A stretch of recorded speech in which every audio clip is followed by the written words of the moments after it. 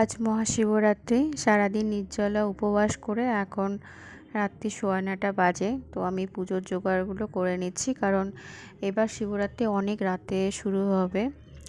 9:57, প্রায় 10টা। তো এখন আমার সব জোগাড়যন্ত্র করতে, পুজোর সব কিছু করতে 10টা বেজেই যাবে।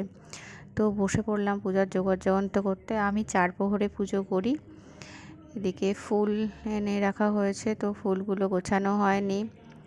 4 প্রহরে 4 রকমের পুজো, 4 রকমের উপাদান দিয়ে ঠাকুরকে পুজো করা হয়। সেটা হচ্ছে দুধ, দই, ঘি, মধু। এই দেখো ফুলের মালাটা দিয়েছে। এরকম ফুলের মালা আমার একদম পছন্দ হয় না। এই ফুলগুলোকে এবার বেছে সুন্দর করে ছাড়িয়ে নেব, দিয়ে দুটো মালা এর থেকে করে নেব, কারণ আমার হাজব্যান্ডও করবে পরের দিন। ও সারাদিন উপবাস থাকতে পারে না বলে পরের দিন সকালবেলা যেটুকু না খেয়ে থাকে সেটুকুই, মানে সেই সময়টাই পুজো করে নেয়। উপবাস করে সকালবেলায় জল ঢালে, প্রত্যেকবার তাই করে। এ দেখো আমি মালাটা গেঁথে নিয়েছি, দুটো মালা করে নিয়েছি এখান থেকে। আর এর মধ্যে দুটো সাদা ফুল দিয়েছিল ওরা, দুটো ধুতুরা ফুল। ধুতুরা ফুলের অবস্থা খুবই খারাপ হয়ে গেছে। প্রত্যেকবার শিবরাত্রিতেই হয়, এ নিয়ে কিছু বলার নেই। প্রত্যেকবার শিবরাত্রিতে ধুতুরা ফুল আর বেলপাতার অবস্থা খুব খারাপ থাকে, এবং ওরা একদমই দিতে চায় না। যতই টাকা দাও ভালো তোমরা পাবেই না, এবং ভালো ওরা দেবেও না। যাই হোক, কিছু করার নেই। ঠাকুরের আসনটাকে সাজিয়ে নিলাম সুন্দর করে। ওইদিকে 5 রকমের ফল দিয়েছি, যার মধ্যে বেল হচ্ছে প্রধান। বেল দিয়েছি, কুল দিয়েছি, আঙ্গুর দিয়েছি, শসা আর কলা, 5 রকমের ফল, যেটা শিবরাত্রিতে অবধারিত। এদিকে হচ্ছে ঠাকুরের আসন সাজানো হয়ে গেছে, আর এদিকে 10টাও বেজে গেছে। তো আমি পুজো শুরু করে দেবো এখন। পুজো শেষ হয়ে গেছে, এখন 11:15 বাজে। ঠাকুরের ভোগ তুলে নিলাম।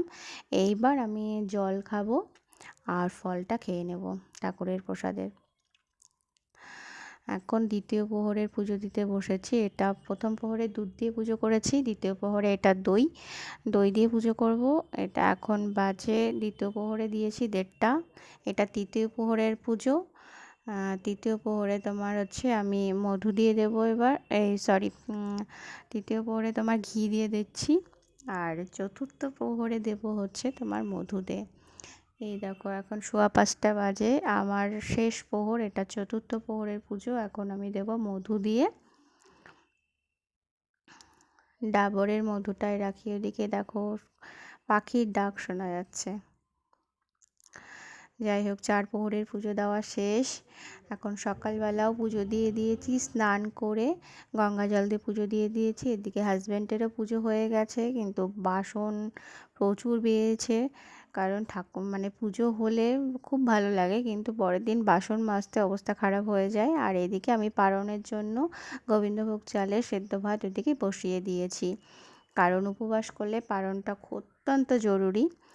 আগে মা খুব সুন্দর করে, মানে পারণের জন্য নানা রকম আমাকে করে দিত। এখন আর করে দেওয়ার লোক নেই, তো নিজে নিজেই আর কি গোবিন্দভোগ চালের ভাত, আলু সেদ্ধ আর বেগুন ভাজা, আহা!